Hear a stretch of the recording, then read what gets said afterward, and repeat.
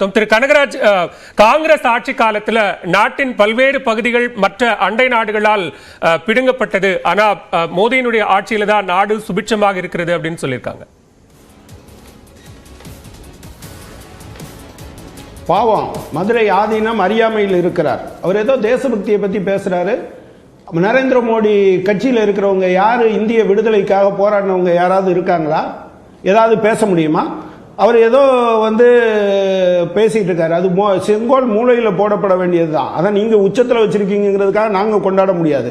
கஷ்ட நஷ்டம் தெரிஞ்சவர் 410 ரூபா கேஸ் 1200 ரூபாய்க்கு விற்பாரு.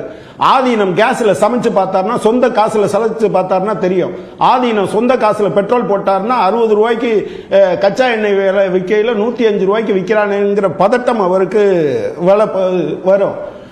எந்த பகுதியை மீட்டாரு, எந்த பகுதியை மீட்டார்னு ஆதீனம் சொல்லுங்க.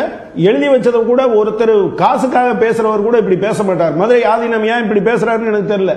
அப்புறம் ஏதோ டாக்டர் அம்பேத்கர் வழி நடக்கிறாரா?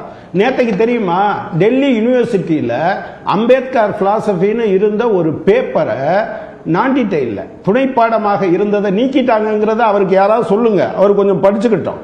நீங்க கொரோனா காலத்தில் எல்லாத்துக்கும் ஃப்ரீயா கொடுத்தாராம். நம்ம காசுல கொடுத்தாரு. அதை கூட காசு வெளிநாட்டுக்கு ஏற்றுமதி பண்ணது கம்மியா பங்களாதேஷ் கொடுத்துட்டு நமக்கு அதிகமாக கேட்டாரு. நாங்களாம் சண்டை போட்டதுனால கிடைச்சது. ஆதீனமா இருக்கிறதுனால யாரும் கேள்வி கேட்க மாட்டாங்கன்னு அவர் நினைக்கிற மாதிரிலாம் சொல்ல முடியாது. செங்கோல் என்பது முடியாட்சியினுடைய ஒரு அடையாளம். அந்த ஆட்சி ஒரு மனிதன் என்ன சொல்லுகிறானோ அதுதான் வேதவாக்கு. நீங்க பாண்டியன் செங்கோல் வச்சுக்கிட்டு தான் இது கோவலனை கொண்டுட்டாங்கிறத நம்ம பார்த்துருக்கோம்ல. கழுவில் ஏற்றியவர் கையிலையும் செங்கோல் தானே இருந்தது. எதை பத்தியும் இல்லாம அப்புறம் 2024 இவங்கெல்லாம் ஆதீனம், எனக்கு தெரிஞ்சு மதுரை ஆதீனம் பாஜகவுக்கு வேலை செய்யறதுக்கு 2024 இவர் திரும்ப வருவார்னு வேலை செய்யறதுக்கு இந்த மாதிரி பேசுறது இருக்கு இல்லையா? இவங்க ஆதீன வேலையை விட்டுட்டு அரசியல் வேலைக்கு போயிடலாம். ஏன் இப்படி பேசுறாருன்னு எனக்கு தெரிய மாட்டேங்குது. அவருக்கு ஏதாவது ஒரு வேலை கொடுத்தா அதை செஞ்சுட்டு போகட்டும். தேசத்துடைய வேலை இல்லா திண்டாட்டம் உச்சத்தில் இருக்கு. ஆதீனமா, ஆதீனத்துக்கு வேற வருவாய் இருக்கும், அவங்களுக்கு மடம் இருக்கும், நிலம் இருக்கும். ஆனா இந்தியாவில் வேலை வாய்ப்பு உருவாகல.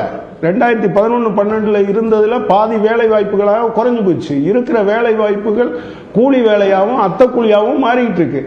ஆதீனம் மாதிரியான நபர்களை ஒவ்வொரு இடத்துலையும் இப்படித்தான் அவங்க கர்நாடகாவில் ஆதீனங்களை பிடிச்சு வச்சாங்க. இப்போ ஆதீனங்களும் மாறிட்டாங்க. அதனால தான் அவங்க தோற்று போனாங்க. ஆதீனங்கள்லாம் இப்படி பேசக்கூடாது. அவங்களுக்கு ஏதாவது ஒரு வேலை கொடுத்தா ஆன்மீகம் சம்பந்தமாக பேசணுமே தவிர அரசியல் சம்பந்தமாக இவ்வளவு மோசமாக பேசுவதற்கு அவர் ஆதீனம் என்ற பெயரை வச்சிருக்க கூடாது. சரி, நான் திரு ஸ்ரீராம் கிட்ட அதற்கான பதிலை கேட்டு வரும். விலைவாசி உயர்வு, வேலை வாய்ப்பின்மை, இல்ல ஒரே ஒரு விஷயம் மட்டும் கேட்டேன். கேவில கேந்திர வித்யாலயால தமிழை வைக்க சொல்லுங்க. முதல்ல நீங்க ஊர் உலகத்தில எல்லாம் போய் பேசுறது இருக்கட்டும். எங்க ஊர்ல இருக்கக்கூடிய தமிழ் மாணவன் அவன் கேவியில சேர்ந்தான்னா அவனுக்கு தமிழும் கற்றுக்கொள்வதற்கான ஒரு வாய்ப்பை கொடுப்பாங்களா? அதை விட்டு நான் பாப்புவா நியூகினியால பேசுறேன், அண்டார்டிகால பேசுறேன், இப்படி எல்லாம் பேசக்கூடாது.